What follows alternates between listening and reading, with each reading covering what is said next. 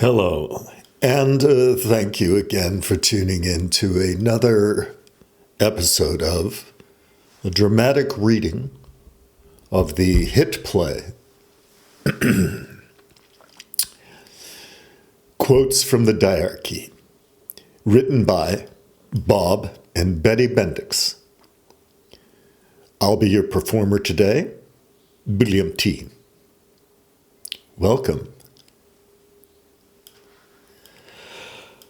The play takes place in a beautiful country, in a beautiful section of that country, in a beautiful subsection of that country, where beautiful people live and work and play and do beautiful things together.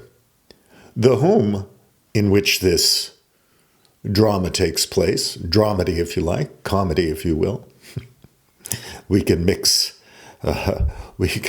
genres if we want to.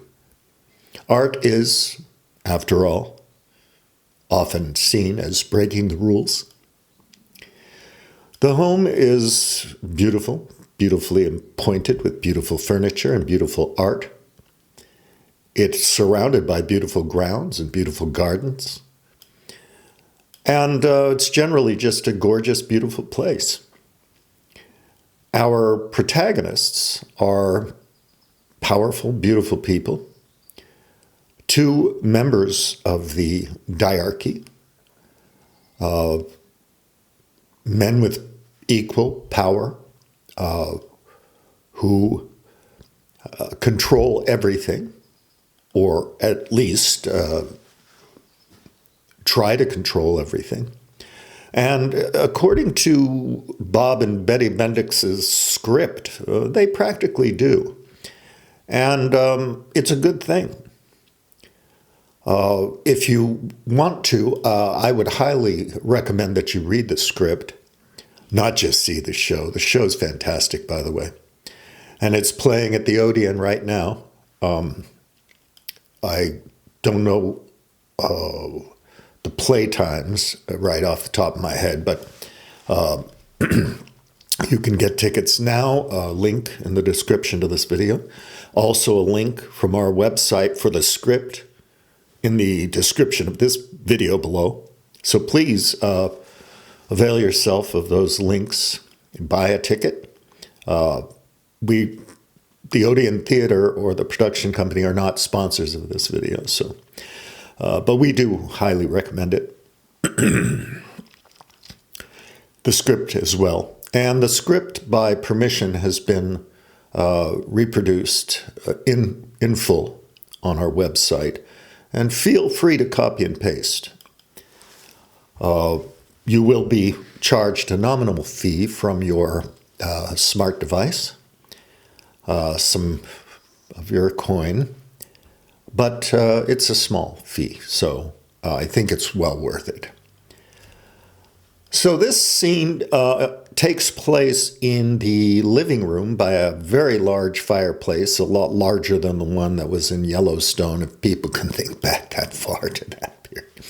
But that was a pretty big fireplace, but this one's a lot bigger. It's more beautiful, it's more grand, it's more substantial, it's more fascinating.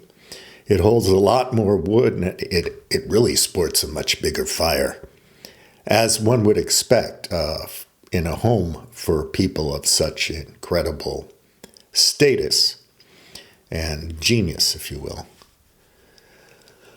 So Musk, this particular member of the diarchy, is talking about an incident that happened and explaining a couple of things. Most of what these two leaders, kings, presidents, if you will, do is recorded, not only for posterity, a la Nixon tapes, but for the people, so that they can understand what's going on. And usually these snippets are released unedited, or at least that's how the playwrights envisioned it. Bob and Betty Bendix. My God. What a couple. Amazing power couple playwrights there. I just am admire some of them and their work over the years.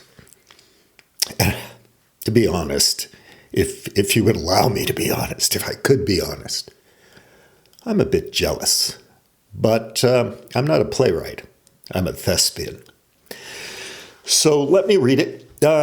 Keep in mind, I have not rehearsed this much. I don't usually have to rehearse, to be honest, if I can be honest again with you. I just exercise some honesty. Doesn't hurt. So,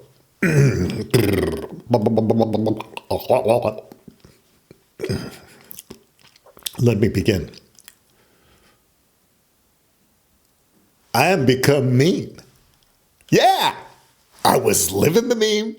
It's just like I was living the dream, and it was living the meme. And that's pretty much what's happening.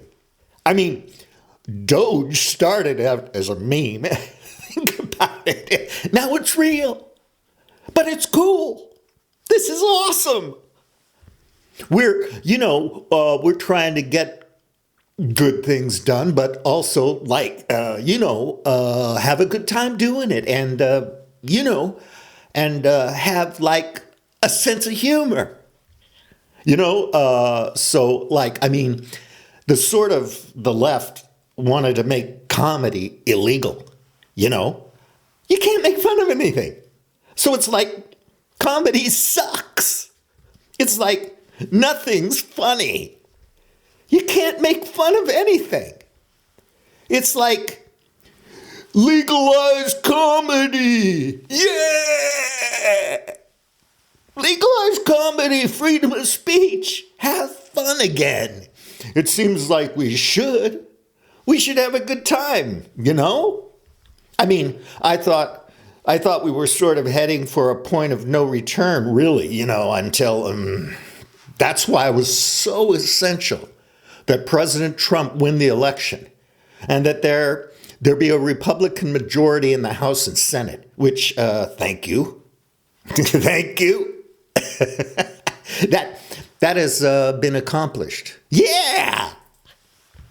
The Biden administration was attacking me next level. I mean, the Department of Justice, or injustice under the Biden administration, they were suing SpaceX. They're suing SpaceX for not hiring asylum seekers, and we're like, but it's illegal for us to hire asylum seekers because we're rocket technology, and it's rocket technology is covered under ITAR rules, which means it's an advanced weapons technology. Yeah. And so we can only hire permanent residents or green card or citizens, right?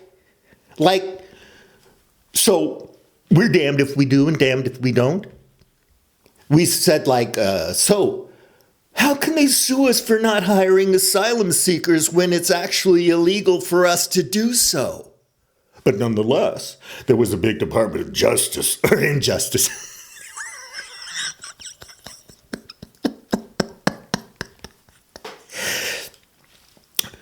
Case about us against SpaceX. So obviously it was an antagonistic situation, and those astronauts were supposed to be up there for 8 days, and now they're up there for 8 months. Does that make any sense? And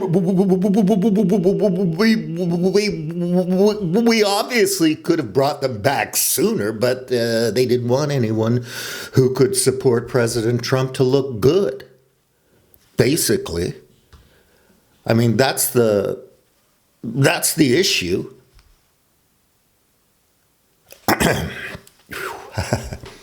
Intense. Man, that character's intense. And I regret not rehearsing that because, man, there's a lot of subtext in there. And it's deep. There's a lot going on. And I think if you take your time with it, really punctuate the manic elements of it and the humor, it's full of humor. I can imagine. I mean, when I was there, this speech, the audience was cracking up 1 minute, and then they were just rapt with an intense intention the next minute. Like, is he really saying what he's saying? Is that really, is that, whew. You stop thinking it's a play and you think there's something very real about what they're saying up here. And, the audience members are kind of looking at each other and wondering what's going on. You know what I mean? So, yeah, it's intense, but I hope that's basically piqued your interest in the play and has motivated you to read the script, buy a ticket from the Odeon Theater Company, attend the play, and be inspired by it. Let it bring you ideas. Let it wake you up. Let it help you think out of the box. So, thanks again for joining us today for a reading of Quotes from the Diarchy. And we will be posting again very soon from the other character in the play, Trump. Okay. Keep on training. Practice your craft. William T. Out.